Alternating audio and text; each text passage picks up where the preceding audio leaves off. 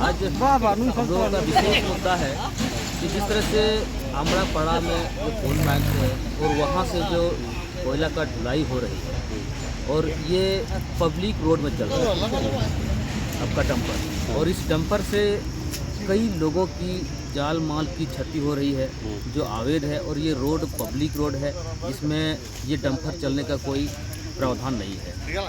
इस पर हम लोग कभी कभी आवाज़ उठाए भी हैं और कई लोग जब जब मरे हैं तब तक हम लोग आवाज़ उठाते हैं, हमारे पब्लिक उठाते भी हैं। उसके बावजूद भी आज तक इसका कोई वैकल्पिक व्यवस्था नहीं किया गया है। और जिस तरह से पूरे भारत देश में यदि आप देखें, इस तरह से रेलवे साइडिंग जो है डंपिंग जहाँ पे होता है लोड, वो यहाँ पे पब्लिक स्टेशन जहाँ पे है रेलवे का, वहीं पे वहीं पे इसका जो है डंपिंग बनाया गया है, जो सबसे बड़ा दुर्भाग्यपूर्ण की बात है। जहाँ पे प्रदूषण फैल रहा है और जितने भी इस आसपास में लोग हैं सारे लोग त्रस्त हैं, सारे लोग परेशान हैं इस कोयला गाड़ी से, इसका धुलकन से। संथाल परगना एक ऐसा जगह है जहाँ पे स्थिति कानून होते हुए यहाँ पे कोयला का खनन अवैध रूप से अवैध तरीका से हो रहा है। पहला गलती। दूसरा जो है, यहाँ के लोगों को धुलकन खाने के लिए रखा गया है। यहाँ के लोगों को ना रोजगार दिया जा रहा है।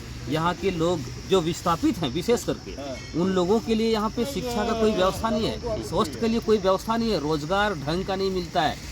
यहाँ तक कि उन लोगों के लिए पढ़ाई लिखाई से लेके स्वास्थ्य से लेकर के उसको जो है पढ़ाई लिखाई करके नौकरी देने तक का इसको ठेका लेना चाहिए था, जिम्मा लेना चाहिए था। यहाँ पे लोग मर रहे हैं तो यहाँ पे मुर्गी और बकरी का जो कीमत होता है उस कीमत में लोगों का मुहैया दिया जाता है उसको। तो ये कहीं ना कहीं दुर्भाग्यपूर्ण की बात है। यहाँ के लोग शोषित हैं, पीड़ित हैं। हमारा जो सिद्धो कान्हू बाबा थे, हमारे सिद्धो कान्हू चांद भैरो, हमारे फूलो झानो, हमारे वीर क्रांतिकारी जो थे, ये धरती जो बना है संथाल परगना कहीं ना कहीं उन्हीं के आंदोलन की वजह से बना है। 1855 में आज उनका यहाँ मूर्ति बना हुआ है फूलो झानो का, कहीं ना कहीं आज वो दिख नहीं रहे हैं।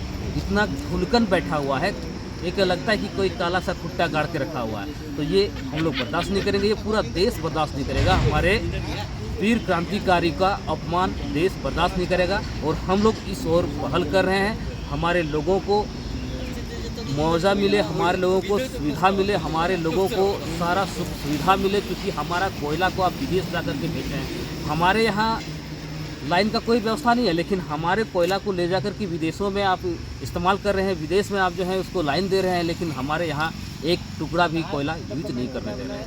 ये कहीं ना कहीं दुर्भाग्य की बात है। आज हम लोग इन सारे मुद्दों को लेकर के बात किए और हमारे जितने भी मांझी बाबा हैं सारे लोगों को हम लोग आगाह करेंगे, सारे लोगों को हम लोग बताएंगे, समझाएंगे कि भाई हम लोगों के एक मत होकर के आवाज़ उठाना होगा। क्योंकि ये शोषित, ये जो पीड़ित हम लोग हैं, कहीं ना कहीं आज हम लोग आवाज़ नहीं उठाएंगे तो हम लोग एक एक करके मरते जाएंगे। आने वाला भविष्य में आज हम एक्सीडेंट से मर रहे हैं, आने वाला भविष्य में हमारे बच्चे धुलकन से मरेंगे। हमारे आने वाला पीढ़ी जो है, बच्चा यदि पैदा भी होगा तो विकलांग पैदा होगा। जैसे मुआवजा दिया जा रहा है, इसे बताया जा रहा है, जैसे कोयला गाड़ी मुआवजा दे रहा है, लेकिन आप कितना दे रहे हैं? एक मुर्गी का मुआवजा दे रहे हैं, जो मुर्गी का दाम है, जो बकरी का दाम है, उससे इंसान को क्या होगा? वो मुआवजा हमारे कितने बच्चे पढ़ेंगे, वो हमारा मुआवजा लोग कितने दिन खाएंगे, वो अपना ट्रीटमेंट में लगाए खर्च करेंगे या फिर वो अपना पढ़ाई लिखाई में खर्च करेंगे? तो क्या ये केवल बाहरियों के लिए था ये कोयला डंपिंग, ये कोयला माइनिंग? यहाँ के लोगों को उचित मुआवजा मिलना चाहिए, उचित हक मिलना चाहिए।